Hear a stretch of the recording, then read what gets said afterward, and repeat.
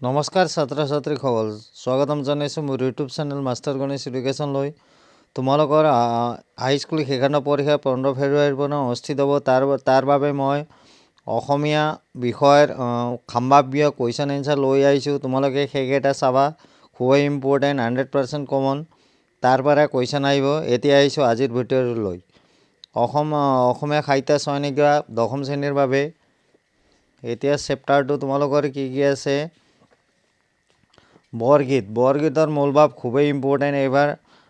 এইবাৰ এক্সামৰ কাৰণে অসমীয়া বিষয়ৰ কাৰণে বৰগীত মাধৱদেৱে লিখিছিল। ইয়াত তোমালোকৰ কবি পৰিচয়, মাধৱদেৱৰ কৰ্মৰাজিৰ বিষয়ে লিখিব আহিব। তোমালোকে চাবা, ইয়াৰ পৰা লিখিবা। ধৰ্ম প্ৰচাৰ লগতে সাহিত্য সংস্কৃতিৰ পূজাৰী এইজন মহান গুৰুৰ সাহিত্যত জীৱনৰ কীৰ্তিমস্ত হ'ল নামঘোষা। 1000টা ঘোষা থকা বাবে এইখনক এজাৰি ঘোষা বুলি কোৱা হয়। তেওঁৰ আন ৰচনাসমূহ হ'ল আখ্যানমূলক ৰচনা, ৰাজখোৱা কাব্য, আদিকাণ্ড, ৰামায়ণ, তত্ত্বমূলক ৰচনা, জন্মৰহস্য, ভক্তি ৰত্নাৱলী, নামমল্লিকা, নাট হৈছে অৰ্জুন ভঞ্জন বা দধিমন্থন, ঝুমৰা, চোৰধৰা, পিঁপৰা গছোৱা, ভূমি লুটোৱা, ভোজন বাহাৰ। ইয়াৰ পৰাই 1 নম্বৰীয়া বা 2 নম্বৰ কুৱেশ্যন হ'ব। তোমালোকে ভালকৈ চাবা, খুবেই ইম্পৰ্টেণ্ট। তাৰপিছত তোমালোকৰ শব্দ অৰ্থ চাবা। চোৰ মানে ছিঙি দিয়া, ত্যাগ কৰা, ধ্যায় মানে ধ্যান কৰা, সদায় চিন্তা কৰা, নিগম মানে নিগম শাস্ত্ৰ। তাৰপিছত বিষয় বিকলে মানে সাংসাৰিক দুখ, বিষয় বাসনাত স্থবিৰ পৰে, মোহপাশ মানে মায়েৰ বন্ধন, ইয়াকো মানে যিজন যাক। তাৰপিছত বৰগীত কি চাবা। তাৰপিছত বৰগীতৰ লক্ষণসমূহ লিখা। তাৰপিছত ব্ৰজবালী ভাষা খুবেই ইম্পৰ্টেণ্ট।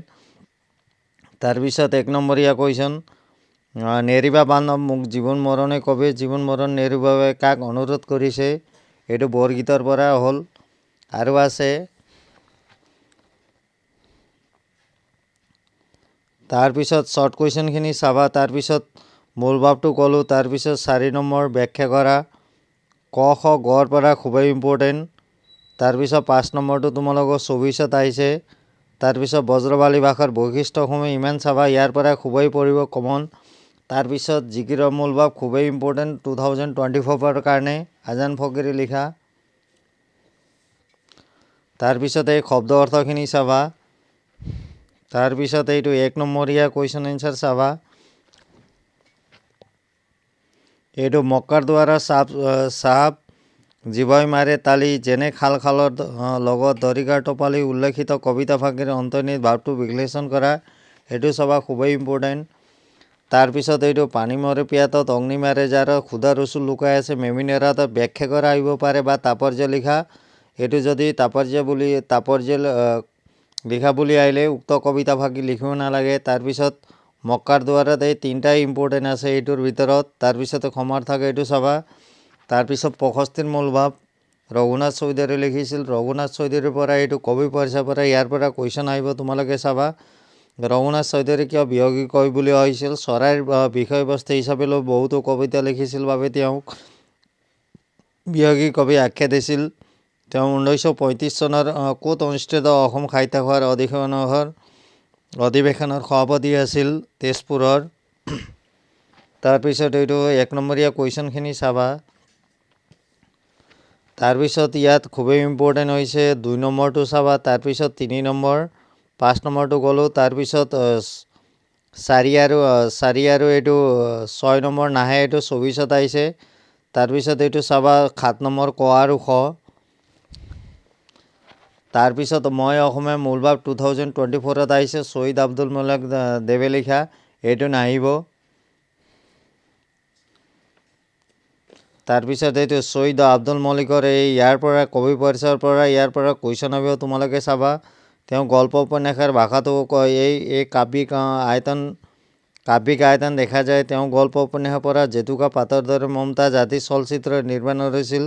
তেওঁ ৰচনাৰাজি কি বুলি ক'লে? পৰশমণি, ৰঙাগড়া, মৰা পাপৰি, শিখৰে শিখৰে, পোৰা গাঁৱত, পহিলা বহাগ, আধাৰশিলা, মাটিৰ চাকি আৰু এনেকুৱা আহিব। 1977 চনত অসম সাহিত্য সভাৰ অপৰি অধিৱেশনৰ সভাপতি কোন আছিল বুলি ক'লে? শ্বহীদ আব্দুল মালিক দেৱ। তাৰপিছত এইটো 1 নম্বৰীয়া টাইপ কুৱেশ্যন চাবা। তাৰপিছত এইটো 2, 3 নম্বৰ, তাৰপিছত 5 নম্বৰ। মই অসমীয়া কবিতাৰ অসমৰ প্ৰকৃতি বিনন্দ ৰূপ কিদৰে প্ৰতিফলিত হৈছে। তাৰপিছত 8 নম্বৰ, মোগলে এবাৰ পালে শকতি নৌ পৰিচয় দেশ প্ৰাণ মুক্ত প্ৰাণ অসমৰ স্বদেশ ভকতি। তাৰপাছত এইটো গ নম্বৰ, মোগল দূৰণি বিদেশী মোগল অসমত যেতিয়া দেখিলে খড়গৰ ৰূপ বিনন্দিয়াই অসমত বন্দী হ'ল অসমৰ ৰূপ মুগ্ধ দূৰৰ মোগল হ'ল আহি হ'ল অসমীয়া আৰু জীৱনে মৰণে এইটো ব্যাখ্যা কৰা চাইব। তাৰপিছত 9 নম্বৰ, মই অসমীয়া কবিতাৰ কবিয়ে অসমীয়া জাতিৰ বীৰত্ব পৰাক্ৰমে কিয় প্ৰশংসা কৰিছিল তোমাৰ কথাৰে এইটো চাবা। তাৰপিছত 10 নম্বৰ, তাৰপিছত 12 নম্বৰ, মই অসমৰ অতীত গৌৰৱ চানেকি কিদৰে ফুটি উঠিছে বুজাই লিখা। এইটো তোমালোকৰ 10 নম্বৰটো নাহিব, 24ত আহিছে। তাৰপিছত দৃশ্যান্তৰৰ মূলভাৱ খুবেই ইম্পৰ্টেণ্ট, 4টা তোমালোকে মূলভাৱ চাব লাগিব। তোমালোকক মই মোৰ চেনেলৰ পৰা বহুতো ইম্পৰ্টেণ্ট ৰচনাখিনি অসমীয়াৰ দিয়া আছে, তাৰ পৰা চাবা। অসমীয়াৰ বিষয়ে অলৰেডি গ্ৰামাৰ পৰ্চনো আছে, তোমালোকে ভালকৈ চাবা, খুবেই ইম্পৰ্টেণ্ট। প্ৰত্যেক বছৰ কমন আহি আছে HLC এক্সামত। এইটো শ্বৰ্ট কুৱেশ্যনটো চাবা। তাৰপিছত ইয়াৰ তোমাৰ 2 নম্বৰ, সাতমলীয়া ঘৰৰ বাহিৰত ৰৈ থকা মানুহজন কবিৰ সৈতে কি কথা পাতিছিল তোমাৰ নিজৰ ভাষাৰে লিখা। তাৰপিছত 3 নম্বৰ, দৃশ্যান্তৰ ক'লোঁ। তাৰপিছত 4 নম্বৰ, বৰ শান্তিত আছোঁ এই প্ৰজাতিত কোনে কিয় এইদৰে কৈছিল কথাষাৰৰ অন্তৰ্নিহিত ভাৱ মহলাই লিখা। 6 নম্বৰ, দৃশ্যান্তৰ কবিতাটো কবিয়ে কিদৰে পৰিৱৰ্তিত সামাজিক জীৱনৰ ছবি আঁকিছে তোমাৰ ভাষাৰে লিখা। এইটো চাবা। তাৰপিছত এইটো খ নম্বৰটো, জখৰ পোৱালিহঁতে কাক কোনে চাই মৰিলে দা কৰিবলৈ এজনো মানুহ নাই। এইটো খুবেই ইম্পৰ্টেণ্ট, গড়টো 24ত আহিছে। তাৰপিছত এইটো উদ্যোগী হওঁ হওঁ দেৱজিৎ ভূঞাই লিখিছিল।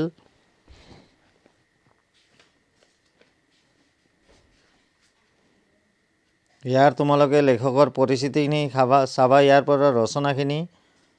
তাৰপিছত কুৱেশ্যন এনচাৰখিনি 1 নম্বৰীয়াটো চাবা। তাৰপিছত 2 নম্বৰ কৰটো 24ত আহিছে। খ নম্বৰ, সফল উদ্যোগীলৈ কিয় কঠিন। তাৰপিছত গ, খুবেই ইম্পৰ্টেণ্ট, এজন উদ্যোগী হ'বলৈ যোৱাটো চাইকেল চলাই শিকাৰ দৰে একক প্ৰচেষ্টাৰ কৰা কাম বুলি শিক্ষকগৰাকীয়ে বুলি কৈছে। তাৰপিছত উদ্যোগী কোনখন ব্যক্তিক কোৱা হয় বুজাই লিখা। ইনফোচিছ কোম্পানীৰ প্ৰতিষ্ঠাপক কোন, তেওঁ ভাৰতবৰ্ষ তথা বিশ্বৰ এজন সফল উদ্যোগী হোৱাৰ কাহিনী লিখা। তাৰপিছত 4 নম্বৰ, খুবেই ইম্পৰ্টেণ্ট, ছাৰ এজন উদ্যোগীৰ শিক্ষকতা কেনেদৰে লাগিব এইদৰে কোনে সুধিছিল, তাৰ উত্তৰ শিক্ষকে কি কৈছিল। তাৰপিছত 5 নম্বৰ, এজন উদ্যোগী হোৱা যিমান সহজ। এতিয়া এইটো উদ্যোগী হওঁ। তাৰপিছত হ'ল 5 নম্বৰ, এজন উদ্যোগী হোৱা যিমান সহজ সফল হোৱাটো কিন্তু সিমান সহজ নহয় কথাষাৰৰ পাঠাৰ বুজাই লিখা। তাৰপিছত এইটো 7 নম্বৰ, ছাত্ৰ ছাত্ৰীসকল উদ্যোগী হিচাপে মানসিকভাৱে প্ৰস্তুত কৰিবলৈ ৰাখিবলৈ কি কি কৰিব পৰা যায় চাবা। এইটো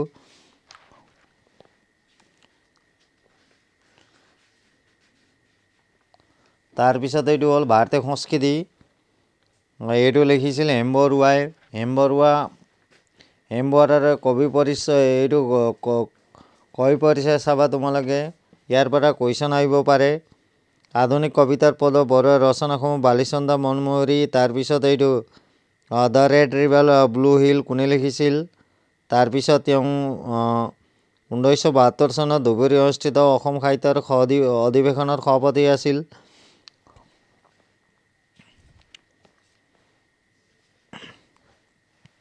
তাৰপিছত এইটো 1 নম্বৰীয়া কুৱেশ্যনখিনি চাবা। তাৰপিছত ইয়াৰ পৰা খুবেই ইম্পৰ্টেণ্ট 12 নম্বৰ, ভাৰতীয় সংস্কৃতি এক বিৰাট সন্মানৰ বস্তু এই কথাষাৰ কিমান যুক্তিপূৰ্ণ ভাৰতীয় সংস্কৃতি বুজাই লিখা। তাৰপিছত সভ্যতা আৰু সংস্কৃতি শব্দটোৰ পাৰ্থক্য, উত্তৰ ভাৰতীয় ভাস্কৰ্যৰ বিষয়ে লিখা।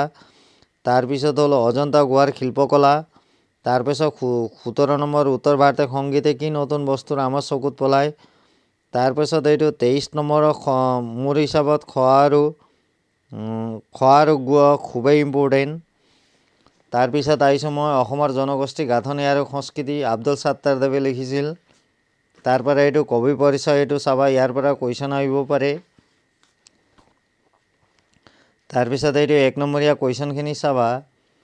তাৰপিছত ইয়াৰ ভিতৰত তোমালোকৰ 4 নম্বৰটো খুবই ইম্পৰ্টেণ্ট। অসমৰ বৈচিত্ৰ্যপূৰ্ণ জনগোষ্ঠীৰ গাঁথনিত অসমীয়া সংস্কৃতিৰ বৈশিষ্ট্য ৰক্ষা কৰা, কথা গুৰুত্ব ব্যাখ্যা কৰি অসমৰ জনগোষ্ঠীৰ কথা বৰ্ণনা কৰা। তাৰপিছত এইটো 5 নম্বৰটো 24ত নাহে, এইটো 6 নম্বৰ খুবেই ইম্পৰ্টেণ্ট, 4 আৰু 6। তাৰপিছত 7 নম্বৰ লগে লগে সংস্কৃতিৰ ৰূপান্তৰ ঘটিল, কিহৰ লগে লগে ৰূপান্তৰ ঘটিছিল, এই কথা কিদৰে ঘটিছিল লিখা। তাৰপিছত 8 নম্বৰ ক আৰু খ ভালকৈ চাবা। তাৰপিছত আহিছোঁ ইণ্টাৰনেট তিতা মিঠা, ডক্টৰ প্ৰণয় দত্ত। তোমালোকে ভালকৈ পঢ়িব লাগিব, সময় নাই আৰু এইকেইটা ইম্পৰ্টেণ্ট কুৱেশ্যন আছে নাই, যদি নাই কৰা এতিয়াও সময় আছে, অলপ চাবা। তাৰপিছত মই আহিছোঁ 4 নম্বৰ, তাৰপিছত 5 নম্বৰ আৰু এইটো 9 নম্বৰ, একদম 6 নম্বৰ খুবেই ইম্পৰ্টেণ্ট। ইণ্টাৰনেট মিঠা সুবিধা লগতে তিতা অসুবিধা আছে, কথাষাৰ বক্তা কোন। ইণ্টাৰনেটৰ সুবিধা আৰু অসুবিধাৰ বিষয়ে পাঠ্য আধাৰত বুজাই লিখা। তাৰপিছত 8 নম্বৰ ইণ্টাৰনেটৰ অত্যাধিক ব্যৱহাৰে ছাত্ৰ ছাত্ৰীৰ জীৱনত কেনে প্ৰভাৱ পেলাব পাৰে, পাঠৰ আধাৰত বুজাই লিখা। খুবেই ইম্পৰ্টেণ্ট এইবিলাক কুৱেশ্যন। তাৰপিছত আহিছোঁ মই অৰুণিমা সিন্হা, ডক্টৰ জয়শ্ৰী গোস্বামী মহন্ত। ইয়াৰ তোমালোকে জয়শ্ৰী গোস্বামী মহন্তৰ তোমালোকৰ এইটো কবি পৰিচয় চাবা। তেওঁৰ শিশু সাহিত্যিক আলোচনী কেইখনৰ নাম লিখা। তাৰপিছত কিমান চনৰ পৰা ৰাজ্যসভাৰ সাংসদ আছিল। তাৰপিছত তেওঁৰ গল্প কি আছিল, চেমনীয়াৰ বিশ্ব সাহিত্য, বিশ্বৰ শ্ৰেষ্ঠ সাধু, কিশোৰ উপযোগী গ্ৰন্থ। তাৰপিছত এইটো 1 নম্বৰীয়া কুৱেশ্যনখিনি চাবা। 2 নম্বৰ অৰুণিমা সিন্হাই ৰেলযাত্ৰাৰ সময়ত কি দুৰ্ঘটনাৰ মুখামুখি হ'বলগীয়া হৈছিল, এই দুৰ্ঘটনাত অৰুণিমাৰ কি হেৰাব লগা হৈছিল, 2, 3। তাৰপিছত 4 নম্বৰ চাবা। তাৰপিছত 7 নম্বৰ একোগৰাকী ব্যক্তি নিজৰ প্ৰতিভাৰে জাতীয় জীৱনত জিলিকি উঠি আন খোজজনৰ বাবে আৰু প্ৰেৰণাৰ বতৰা কৰি আনে, কথাষাৰ যুক্তিযুক্ততা অৰুণিমা সিন্হা জীৱন আৰু আধাৰত লিখা। তাৰপিছত আহিছোঁ মই অৰণ্য যাত্ৰা, অনুৰাধা শৰ্মা পূজাৰী।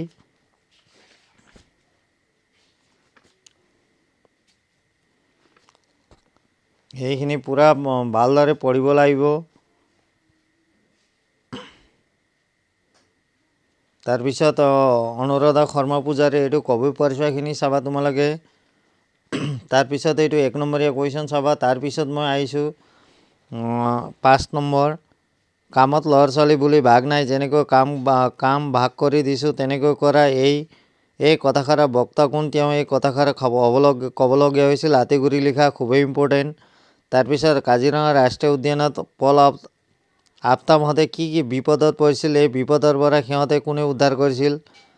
তাৰপিছত শিক্ষক শিক্ষয়িত্ৰী অৰণ্য দৰ্শনৰ কাৰ্যসূচী কিয় বাতিল কৰিবলৈ খুজিছিল, ইয়াৰ পিছৰ পৰিস্থিতি কি হ'ব লিখা। তাৰপিছত 8 নম্বৰ মহিচন্দ্ৰ মিৰি, তাৰপিছত নিগনি চিকাৰী আৰু 10 নম্বৰটো ইয়াৰ খুবেই ইম্পৰ্টেণ্ট। ইয়াৰ ভিতৰত খুবেই ইম্পৰ্টেণ্ট 5 নম্বৰ, 6 নম্বৰ, 8, 9 আৰু 10। এইটো পাৰস্যত অভিমুখী, এইটো লিখিছিল ৰথীন্দ্ৰনাথ গোস্বামীয়ে।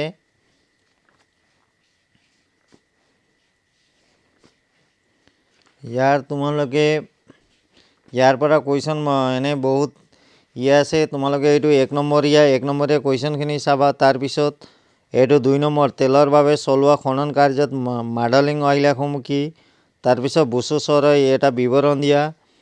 তাৰপিছত হ'ল মই আহিছোঁ জাগ্ৰছ পৰ্বতমালা। তাৰপিছত টেৰানাৰ প্ৰাকৃতিক অৱস্থা কেনেকুৱা। তাৰপিছত এইটো ইৰাণীসকলৰ নৱবৰ্ষ উৎসৱমান।